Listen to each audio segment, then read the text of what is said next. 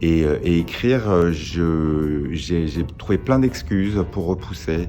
Je me suis dit, je suis comédien, il y a des auteurs, c'est leur métier, eux ils savent faire. Et puis mon metteur en scène favori, José Paul, m'a tendu une perche il y a 4 ans. Il voulait qu'on travaille sur une comédie qui soit aussi bien construite que toutes ces pièces de boulevard dont on a parlé tout à l'heure, pièces de Récounet, de Feydeau, etc. Mais qui soit écrite aujourd'hui et qui traite de thèmes contemporains. J'ai pas du tout cherché, je me suis dit, je vais l'écrire moi. Ouais.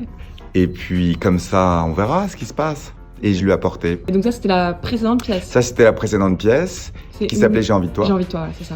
Et ça a été un super succès. Et j'avais entendu des auteurs dire que c'était été très dur d'écrire leur deuxième pièce parce que la première avait très bien fonctionné et que ça leur avait mis une pression colossale. Donc je me suis dit, je vais l'écrire avant que la première se joue. Comme ça, si la première est un succès, je n'aurai pas la pression, elle sera déjà écrite. Donc je l'ai écrite juste avant de commencer à jouer J'ai envie de toi, il y a un peu plus de 3 ans. Je suis très content, je pense qu'effectivement, j'aurais eu une grosse pression après J'ai envie de toi. Enfin, c'est peut-être moi qui me faisais des films, mais les gens se disent, bon, il a peut-être eu la chance du débutant. Et quand la deuxième, on démarre il y a à peine un mois, mais...